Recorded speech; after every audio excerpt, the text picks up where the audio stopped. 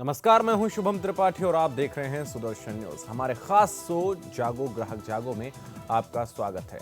तो आपको बता दें, जागो ग्राहक जागो में हम आपको सतर्क करते हैं और उन तमाम भ्रामक विज्ञापन जो लगातार आपके स्वास्थ्य के साथ आपके पूरे जीवन पर बुरा प्रभाव डालते हैं, उन तमाम समस्याओं को दूर करने के लिए हमारे साथ एक्सपर्ट भी मौजूद होते हैं और उन तमाम समस्याएं जो हमारे पास लाइव कॉल के दौरान आप लोग उनको शेयर करते हैं, उनको साझा करते हैं, उनका समाधान हम तुरंत करते हैं और हमारे जो एक्सपर्ट्स हैं वो तमाम समस्याओं के समाधान तुरंत करते हैं। तो आप हमको लाइव कॉल कर सकते हैं, हमको मेल भी कर सकते हैं और अपनी समस्याओं को हम अपने नए उपभोक्ता अधिनियम के तहत उनको सॉल्व करने की पूरी कोशिश करते हैं, उन पर बातचीत करते हैं और जो भी आपके प्रश्न हैं वो आप हमारे साथ साझा कर सकते हैं। हमारे साथ इस वक्त सुप्रीम कोर्ट के वरिष्ठ अधिवक्ता हैं पुष्कर शर्मा जुड़ रहे हैं। पुष्कर जी, स्वागत है आपका सुदर्शन न्यूज पर। नमस्कार जी। आज के वक्त में अगर हम देखें तो बहुत सारे ऐसे लोग हैं जो अपनी समस्याओं को साझा करने के लिए उनके पास कोई प्लेटफॉर्म नहीं होता है और कहीं ना कहीं हम कह सकते हैं कि जागरूकता की भी एक कमी रहती है। उसको किस नजरिए से आप देखते हैं? देखिए, जिस तरह से टेक्नोलॉजी आगे बढ़ रही है और एक समय था जब लेटर्स के माध्यम से कंप्लेंट फाइल होती थी और ज्यादातर पेपर्स का इस्तेमाल होता था। अब इलेक्ट्रॉनिक फॉर्म में भी आप कंप्लेंट्स को फाइल कर सकते हैं। इवन ऐसी तक कुछ ऑर्गेनाइजेशंस हैं जो आपको व्हाट्सएप पे एकदम लेटेस्ट जो टेक्नोलॉजी है उससे भी कंप्लेंट्स करने के लिए आपको एक प्लेटफॉर्म दे रही हैं। तो मैं समझता हूँ कि अवेयरनेस बहुत बढ़ रही है और मैं आप लोगों के चैनल को भी धन्यवाद देना चाहता हूँ कि इस पूरी कार्य प्रणाली में सुदर्शन टीवी ने बहुत ही सराहनीय काम किया है ऐसे अवेयर करने का ग्राहकों को। जी पुष्कर, हम अपने कार्यक्रम की शुरुआत करें उससे पहले जो नया उपभोक्ता अधिनियम है वो रिपोर्ट के जरिए हम अपने दर्शकों को दिखाते हैं। 20 जुलाई से पूरे देश में लागू होगा कंज्यूमर प्रोटेक्शन एक्ट। सरकार ने जारी किया नोटिफिकेशन। सरकार ने कंज्यूमर प्रोटेक्शन एक्ट 2019 को पूरे देश में लागू करने का नोटिफिकेशन जारी कर दिया है। नया कानून कंज्यूमर प्रोटेक्शन एक्ट 1986 का स्थान लेगा। नए कानून में उपभोक्ता किसी भी उपभोक्ता न्यायालयों में मामला दर्ज करा सकेंगे। नए कानून में ग्राहकों को पहली बार अधिकार मिलेंगे। उपभोक्ता किसी भी उपभोक्ता न्यायालय में मामला दर्ज करा सकेगा। पहले के कंज्यूमर प्रोटेक्शन एक्ट 1986 में ऐसा कोई प्रावधान नहीं था। मोदी सरकार ने इस अधिनियम में कई बदलाव किए हैं। इसे लागू हो जाने के बाद अगले 50 सालों तक देश में कोई और कानून बनाने की आवश्यकता नहीं पड़ेगी। पहले इस नए कानून को जनवरी महीने में लागू करना था, लेकिन किसी कारण से लागू नहीं हो सका। फिर डेटा बढ़ाकर मार्च महीने कर दिया गया। मार्च महीने से देश में कोरोना का प्रकोप शुरू हुआ और फिर लॉकडाउन लगने के कारण इसे लागू नहीं किया गया। अब इस कानून के लागू हो जाने के बाद उपभोक्ता से संबंधित शिकायतों पर तुरंत कार्रवाई हो जाएगी। खासकर अब ऑनलाइन कारोबार में उपभोक्ताओं के हितों की अनदेखी कंपनी पर भारी पड़ सकती है। नए कानून में उपभोक्ताओं को भ्रामक विज्ञापन जारी करने पर भी कार्रवाई की जाएगी। नए उपभोक्ता कानून आने के बाद उपभोक्ता विवादों को समय पर प्रभावी और त्वरित गति से निपटाया जा सकेगा। नए कानून के तहत उपभोक्ता अदालत के साथ साथ एक केंद्रीय उपभोक्ता संरक्षण प्राधिकरण बनाया गया है। इस प्राधिकरण का गठन उपभोक्ता के हितों की रक्षा कठोरता से हो सके, इसके लिए किया गया है। नए कानून में उपभोक्ता किसी भी सामान को खरीदने से पहले भी उस सामान की गुणवत्ता की शिकायत CCPA में कर सकते हैं। तो आपके टेलीविजन स्क्रीन पर जो नंबर दिख रहा है उस पर कॉल करके आप अपनी समस्या हमारे साथ साझा कर सकते हैं और उसके अलावा हमारे पास जो अन्य प्रश्न हमारे दर्शकों ने हमसे पूछे हैं उनका भी हम समाधान करेंगे। पुष्कर हमारे साथ हमारे गेस्ट पैनल में आज जुड़े हुए हैं जो कि सुप्रीम कोर्ट के वरिष्ठ एडवोकेट हैं।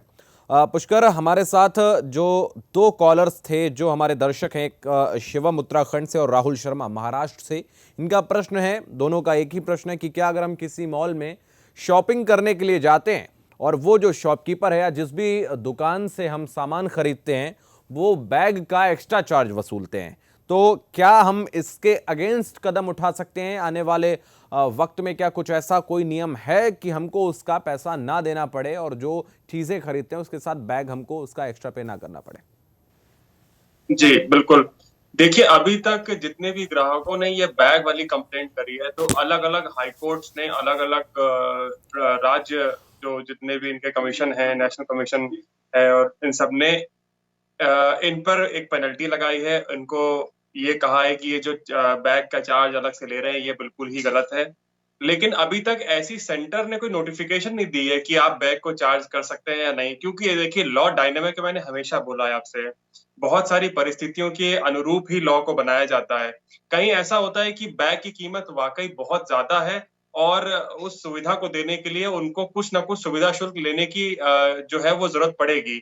इसलिए सरकार एक ब्लैंकेट ऑर्डर नहीं पास कर सकती है, या कोई भी एक जो कोर्ट है वो ब्लैंकेट ऑर्डर पास नहीं कर सकता है। लेकिन हाँ, देखिए अमूमन अगर आपने कोई छोटा मोटा सामान लिया है, 500-1000 तक का राशन लिया है, उसके लिए अगर आपसे कोई बैग का चार्ज ले रहा है तो बिल्कुल ही गलत है।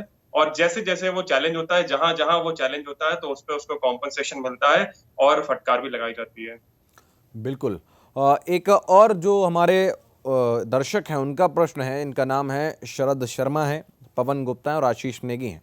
इनका प्रश्न ये है कि सिनेमा हॉल में जो हम लोग पानी की बोतल, खाने पीने के सामान पर इनसे ज़्यादा पैसे लिए जाते हैं, तो उस समय हमें क्या एक्शन लेना चाहिए, और क्या इस दौरान जो सिनेमा हॉल में हम अपना खाना या अपने खाने की चीज़ लेकर वहां जा सकते हैं?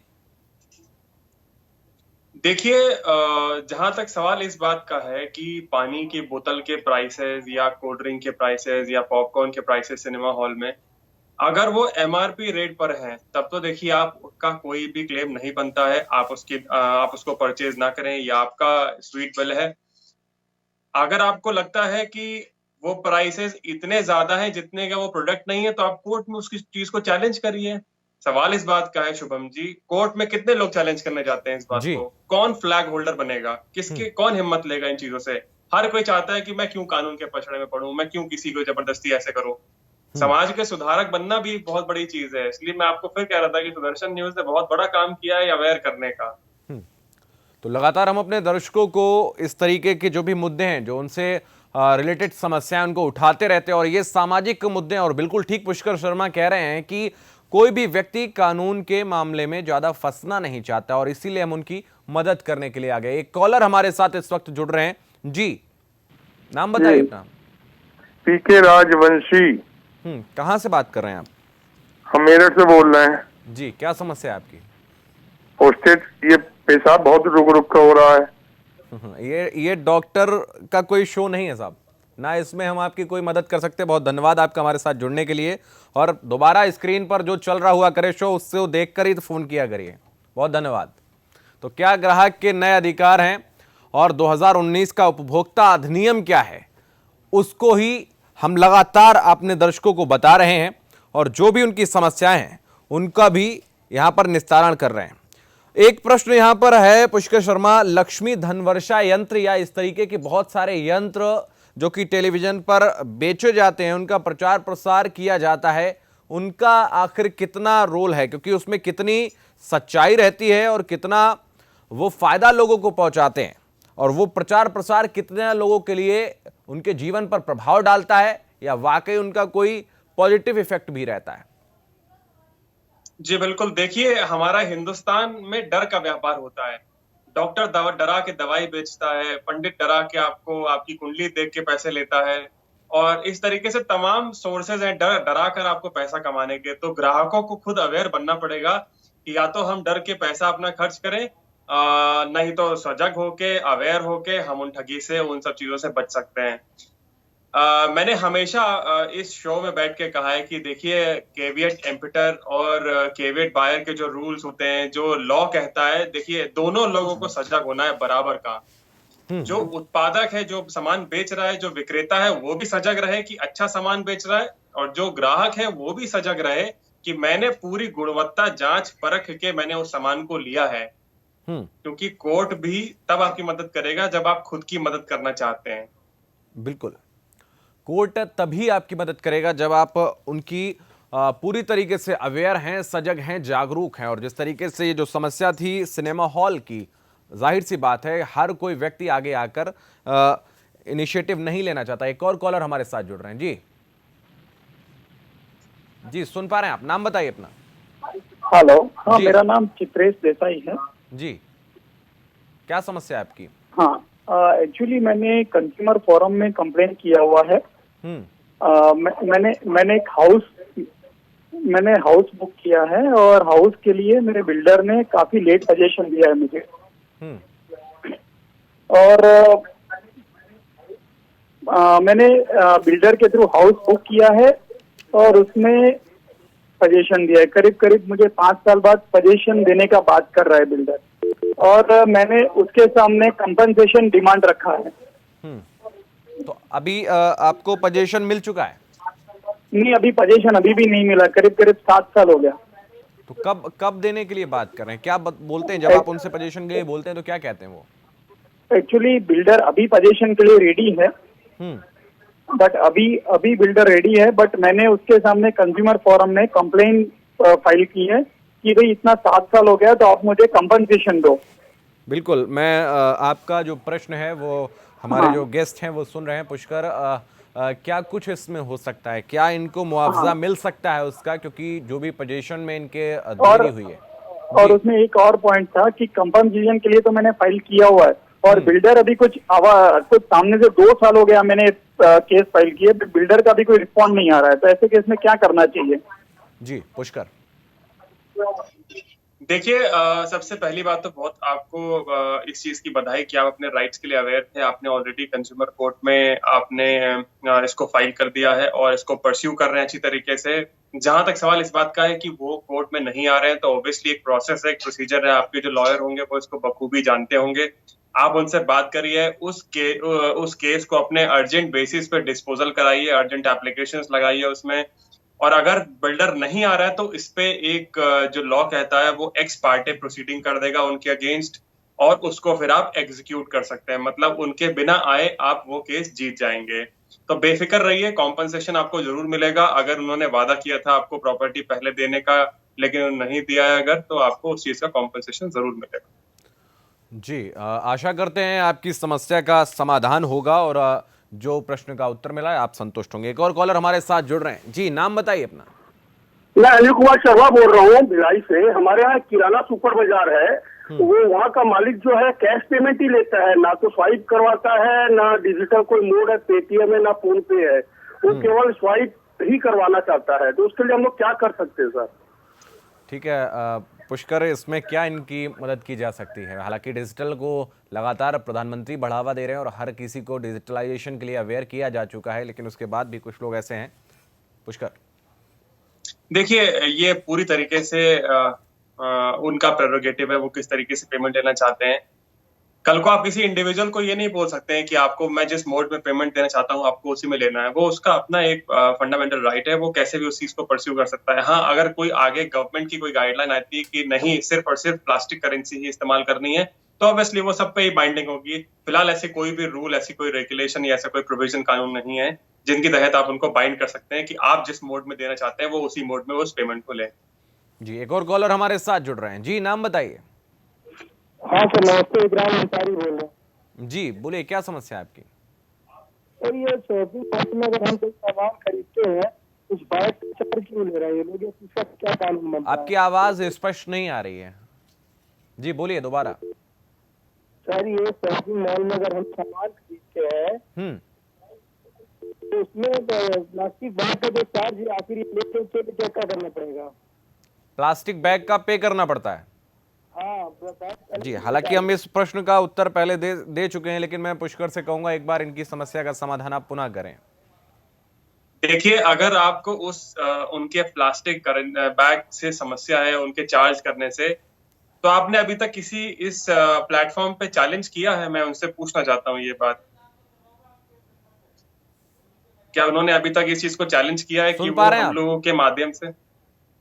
आवाज मिल रही है आपको? चलिए, उनसे हमारा संपर्क टूट गया है। एक और देखिए, जी पुष्कर बोलिए।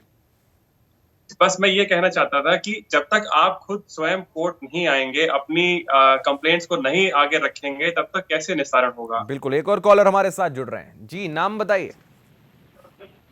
हेलो जी बोलिए।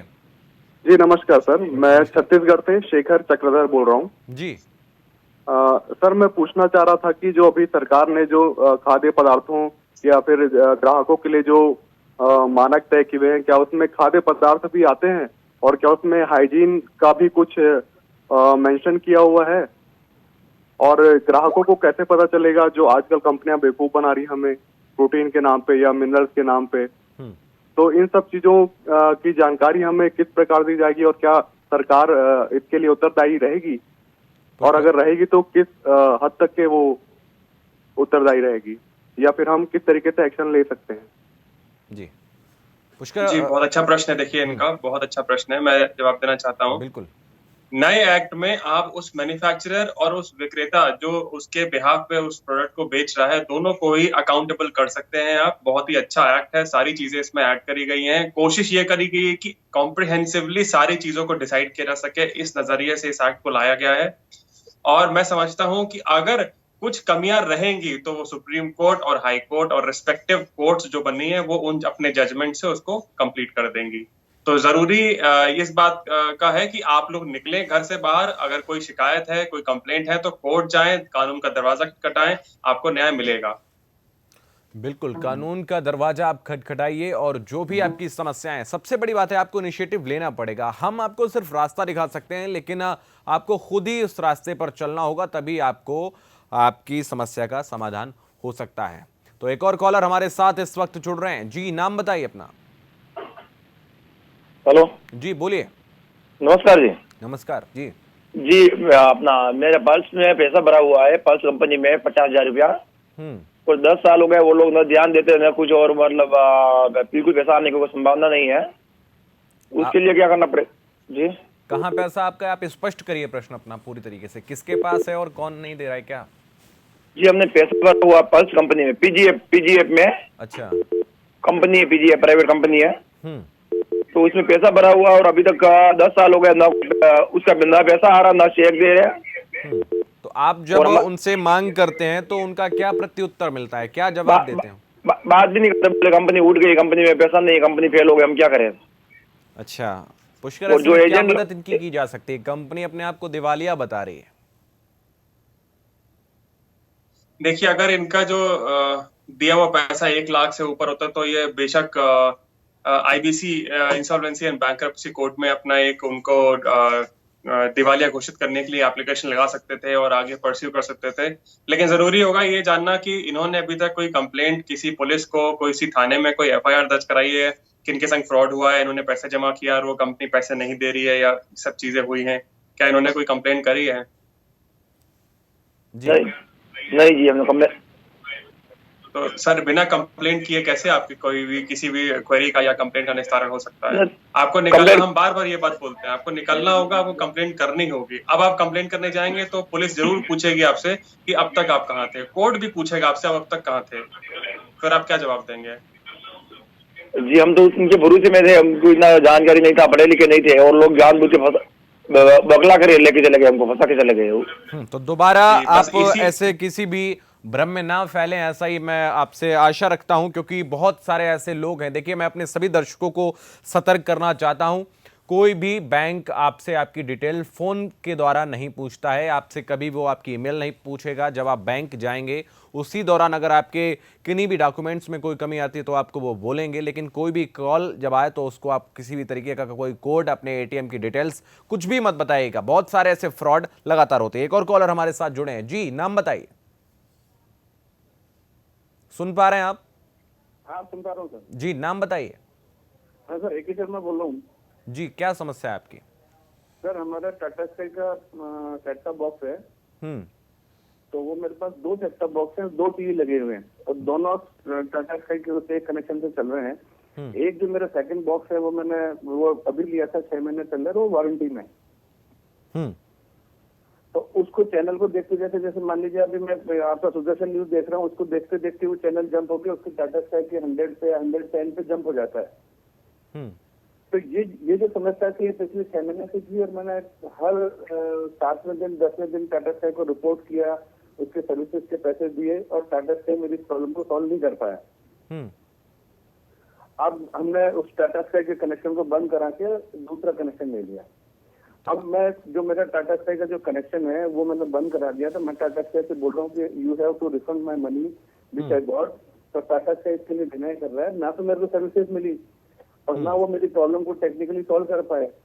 तो अब now what is the solution कि मुझे पेमेंट मैंने टाटा स्काई को किया है वो रिफंड हो, और whether it is a consumer case और नॉट। क्या मदद हो सकती है पुष्कर की?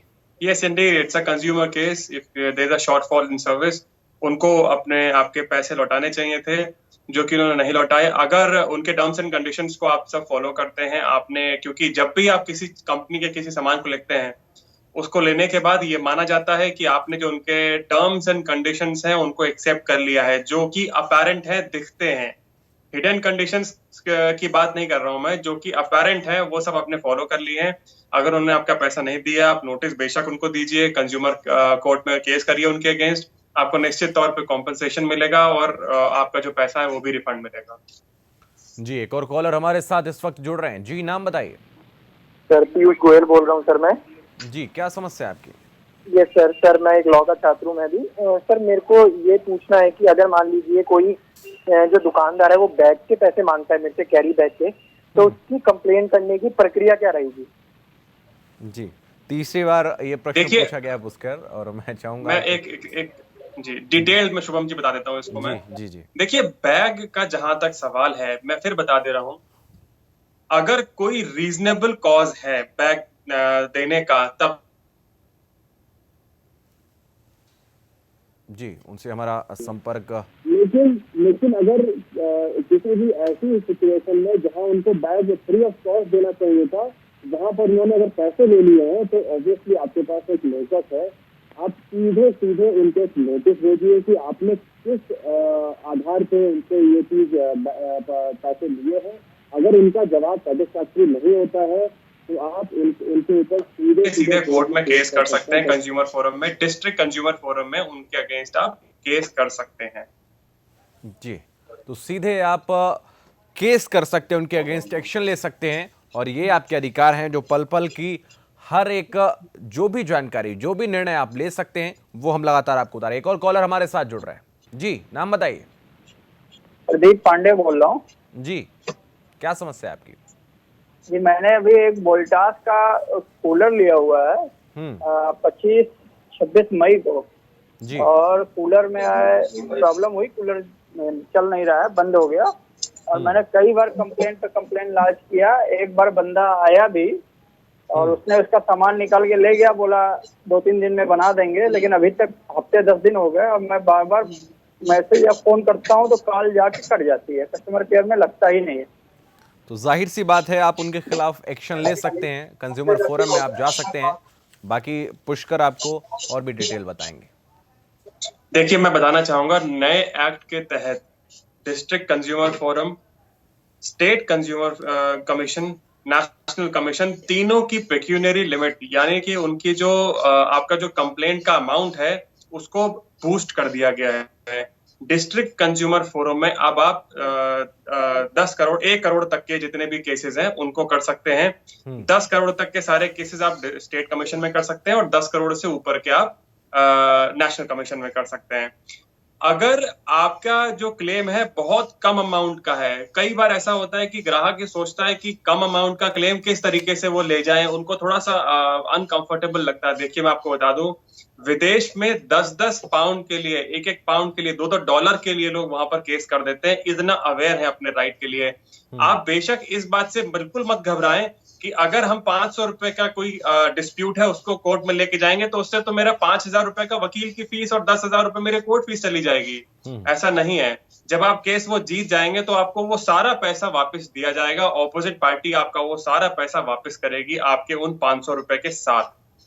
जी, बहुत धन्यवाद पुष्कर आपका हमारे साथ जुड़ने के लिए। पुष्कर शर्मा सुप्रीम कोर्ट के वरिष्ठ अधिवक्ता थे और हमारे तमाम जो कॉलर्स थे आज उनकी समस्या का समाधान उन्होंने बहुत अच्छे से किया। आपका धन्यवाद हमारे साथ जुड़ने के लिए। तो जागो ग्राहक जागो में फिर हाजिर होंगे। आप अपनी समस्याओं को हमारे साथ साझा कर सकते हैं। आपकी टेलीविजन स्क्रीन पर जो नंबर दिखा था उस पर आप लाइव कॉल कर सकते हैं जब हमारा शो होता है, और पूरे सप्ताह आप व्हाट्सएप के जरिए, ईमेल के जरिए हमको अपनी समस्याओं को भेज सकते हैं और हम अपने शो में उन तमाम समस्याओं को उठाएंगे और उनका निस्तारण भी करेंगे। तो आज के इस खास कार्यक्रम में फिलहाल इतना ही। देश और दुनिया की तमाम अहम खबरों के लिए आप लगातार देखते रहिए सुदर्शन न्यूज़।